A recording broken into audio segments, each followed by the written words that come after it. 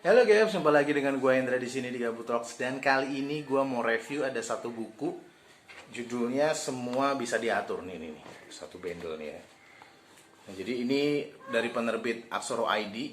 Jadi gue nggak beli buku ini ya karena suatu hari gue di DM sama Aksoronya ya. Aksoro ini minta buat direview gitu ya buku ini, dan gue lihat ya terus terang kalau gue pribadi juga gue nggak akan beli buku ini sih, karena kalau nggak salah harganya 700 sampai 800 ribu ya awalnya gitu ya, karena gue lihat satu kali PCR kali kan. Nah jadi tapi kalau nanti misalnya lo ada duit ya boleh aja dibeli ya, tapi gue akan coba review buku ini. Ada beberapa hal yang mungkin bisa gue share ya, tapi yang menarik ini satu bundle isinya banyak banget nih ya.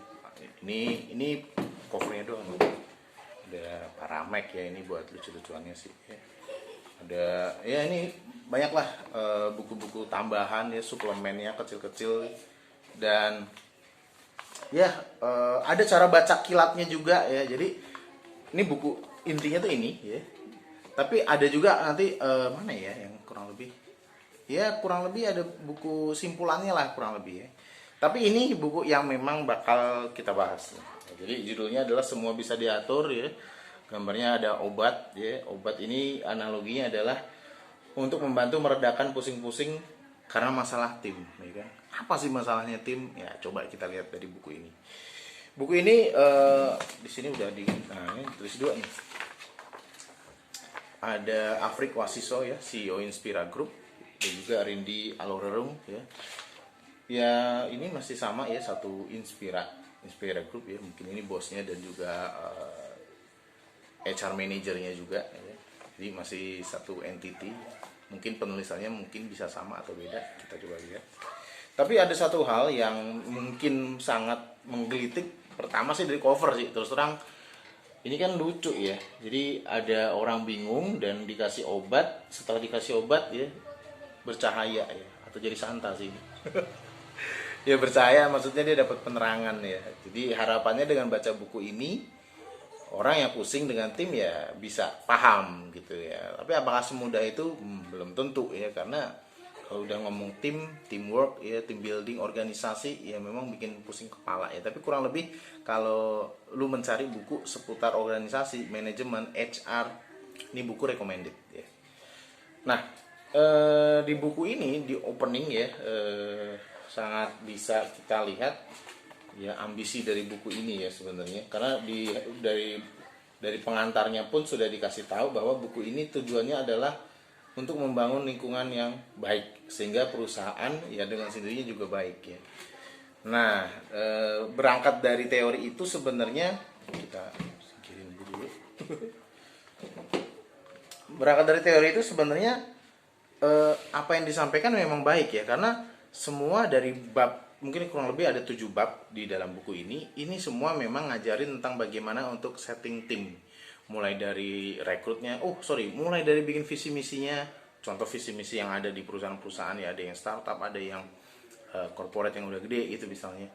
Kemudian dari visi misi bikin culture-nya juga, kemudian bikin bagaimana meng-hiring kandidat, sampai onboarding, sampai training, development-nya seperti apa, sampai mecatinnya juga ada. Buku ini membahas teknisnya. Jadi hal-hal yang sedetil itu dibahas dan bagaimana caranya. Nah, jadi menurut gue ini memang kelebihannya di buku ini.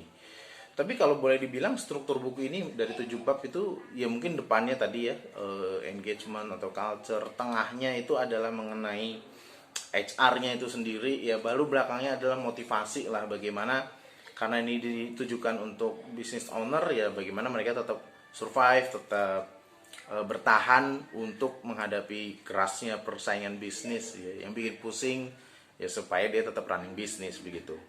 Nah, cuma yang menggelitik adalah sebenarnya tadi tuh mau mengajak satu yang kebaikan.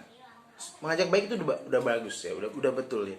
Tapi faktanya kalau pas selama gue interview pun banyak banget ya, misalnya kalau orang ditanya nih motivasinya apa pengen kerja ya, rata-rata ya memang pengen jadi lebih baik ya. Tapi kalau didetilin lagi lebih baik ini apa nih, ternyata baiknya adalah gajinya lebih naik, lebih tinggi dari gaji yang lama ya. Definisi baiknya nih yang jadi masalah.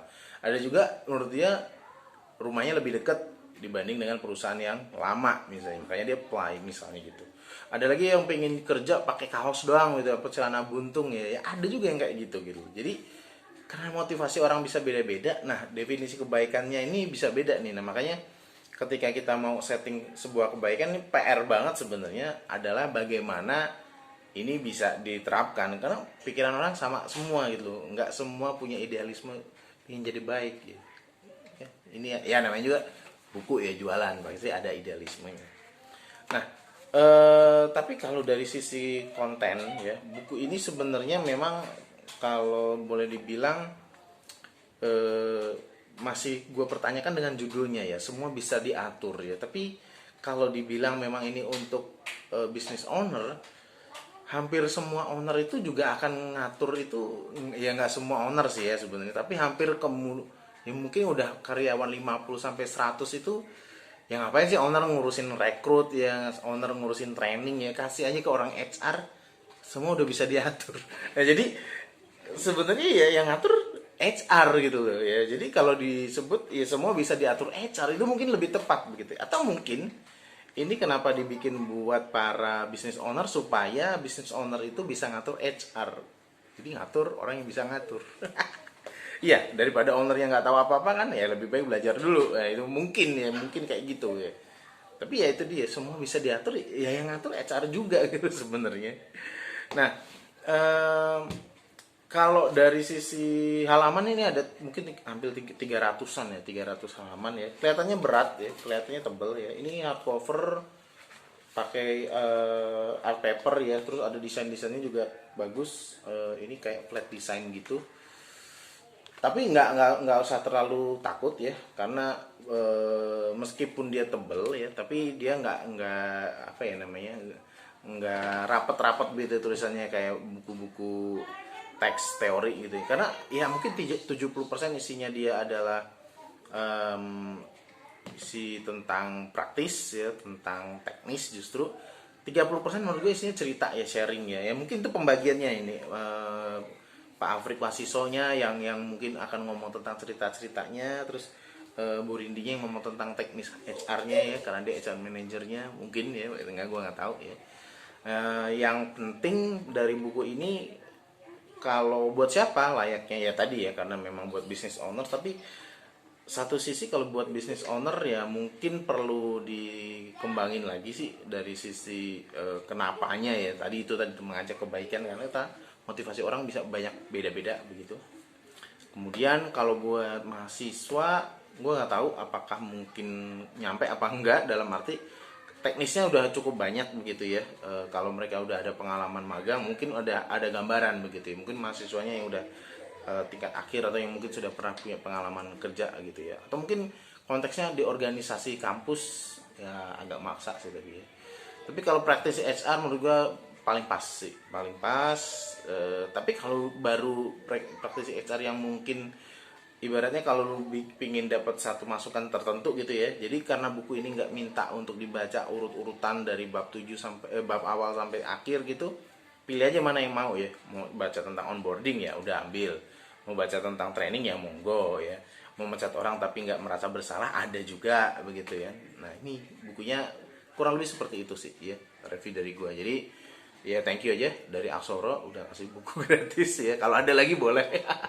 Itu dari gua. Thank you banget udah nonton.